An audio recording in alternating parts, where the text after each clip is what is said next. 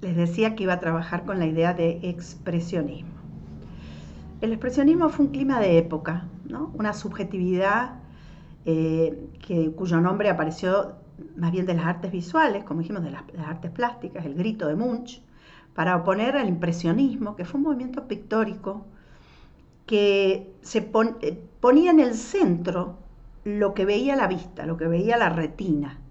Y entonces aparecían todas esas acuarelas atravesadas por pequeños detalles que era lo que la vista podía percibir, por hacer una gran generalidad. El expresionismo va a aparecer oponiéndose a ese movimiento, tapando la vista y percibiendo con una subjetividad interior, en clave de grito, agobiada, interna, sumida a reglas del mundo exterior que no le permiten emerger. Con esta generalidad puedo yo allí observar cómo en la materia hemos visto tanto 6 personajes en busca de autor como el esperpento y en particular Luces de Bohemia en clave expresionista. ¿Por qué? Y hemos visto a Woyzeck, ¿no?, traducido a la luz del expresionismo, como personajes expresionistas. Son personajes que están trabados, que están silenciados en esa imagen del grito, porque hay unas reglas en el mundo exterior que no les permiten salir.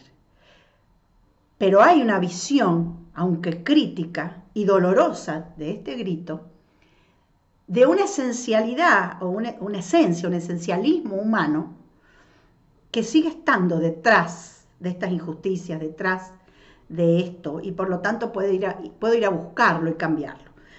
Si tomo el ejemplo de 6 personajes, veo como Pirandello critica a los comediantes de la época, que son comediantes que se han de alguna manera entregado al mercado y que no saben lo que pasa, que no comprenden lo que está pasando en esa Italia de guerra, en esa Italia que ha perdido la Primera Guerra, que va camino a perderla, que tiene diferencias de lengua, diferencias de valores, un norte, un sur, diferencias industriales, bueno, todo un fenómeno y que se ve en el teatro. Y entonces los personajes se rebelan a ese sistema y le dicen, no, el drama que ustedes están contando es falso, el verdadero es el mío.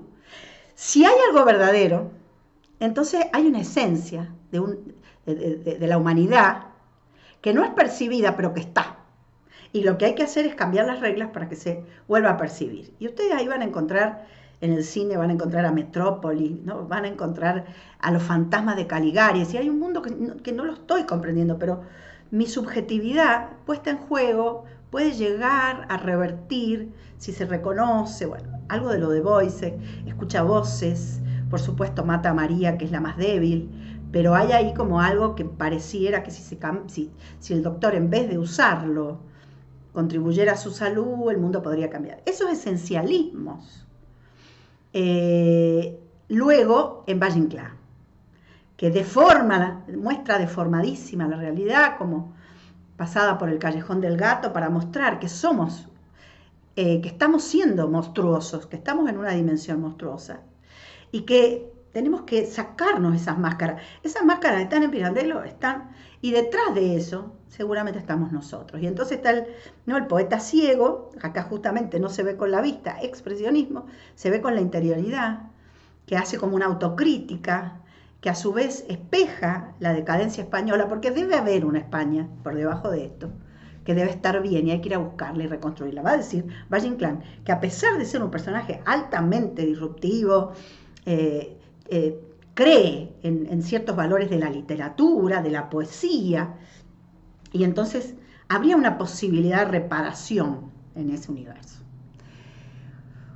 Cuando yo llego a la década del 30, ocurrida ya la Primera Guerra, e iniciado el auge de los autoritarismos en función de las injusticias, bueno, todo esto que pasa con Hitler, con Mussolini, de lo que ya hemos hablado, cuando ustedes ponen expresionismo en la ficha de Brecht, rápidamente eso les empieza a hacer ruido, porque el expresionismo fue un camino artístico, espiritual, de las décadas de juventud de Brecht, es verdad, pero cuando él llega a los 40, donde está el texto que nosotros proponemos, nos encontramos con un Brecht que ya ha formulado el teatro épico en oposición al teatro dramático y que además es marxista y que además hace un teatro para mostrar la posibilidad de transformarlo todo, por lo tanto no hay esencia, no hay nada que dure, que sea bueno en sí mismo, en la medida que la acción de eso genere injusticia o genere marginalidad. Entonces no puede él ser expresionista porque no cree en ninguna esencia.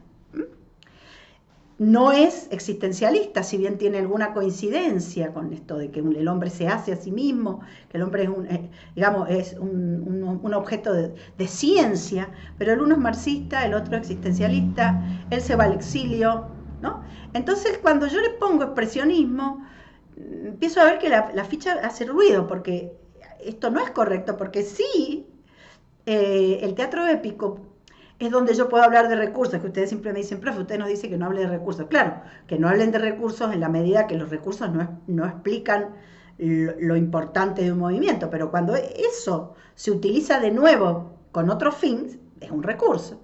Entonces podemos decir que Brecht, que había participado en su juventud, había visto cómo funcionaba el expresionismo, ¿no? La metonimia, el cenital, los mundos fantasmagóricos, ¿no? Todo lo que hacía una escena, había recuperado el cabaret que le permitía estar en contacto con el proletariado, había muchas cosas del expresionismo que él podía tomar, él las utiliza como recurso y los transforma para hacer un teatro épico de revolución, ¿no? Donde siempre los personajes son objeto de estudio y de crítica.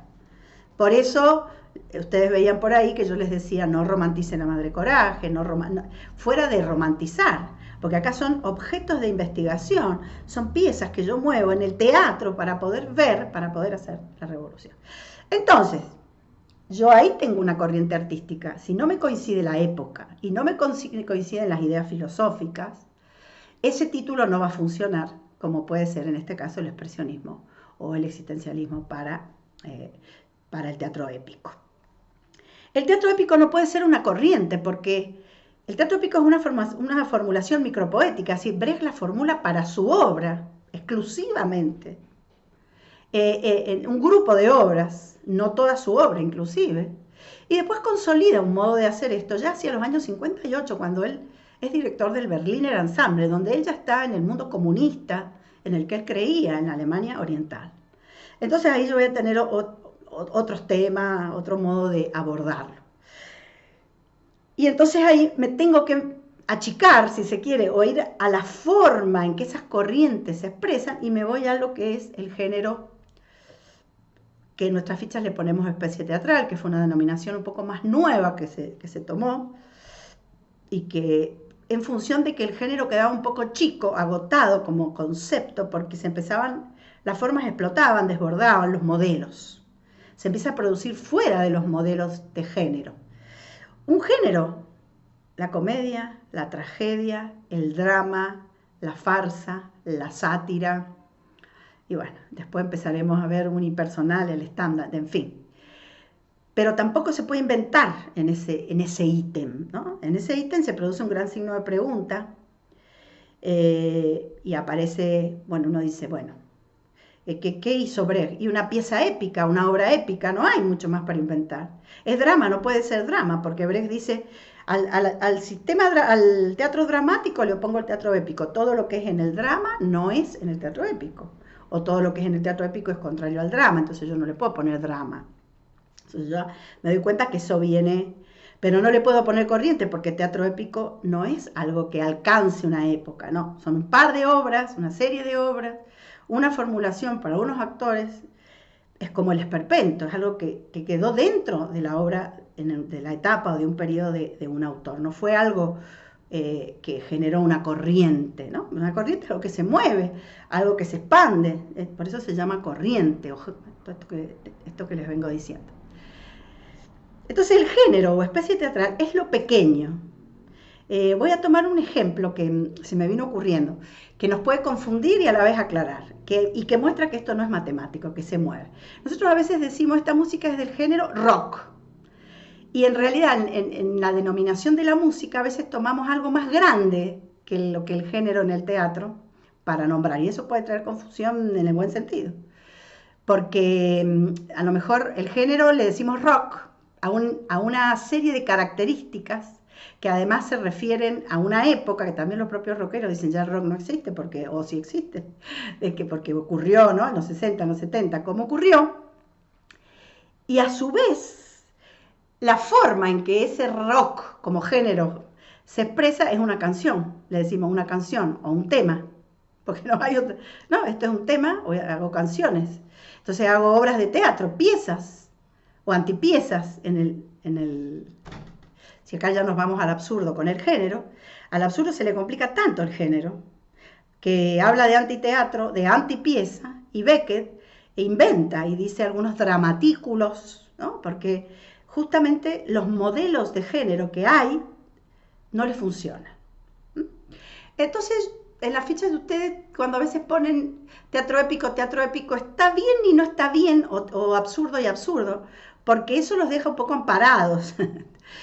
Teóricamente, pero sin embargo yo no me quedo tan tranquila de que ustedes hayan podido comprender el pulido entre lo que es el movimiento, la corriente, ese universo, que generalmente, y bien lo dice Ileana Diegues con Dubati, es una metáfora de lo que ha ocurrido. Cuando uno dice romanticismo, escribe un título que es una metáfora de todas las obras románticas que se escribieron. Y para poder englobarlo, estudiarlo, por eso les digo que ustedes están adentro de la academia, y entonces la academia va encontrando estos caminos que son teóricos, metodológicos, finalmente pedagógicos y también didácticos para transmitir.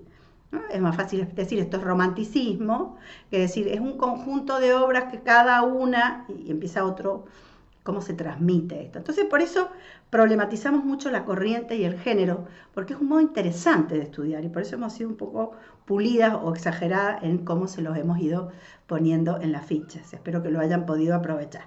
Corto y ahora sí ya voy a ir al último de esta serie.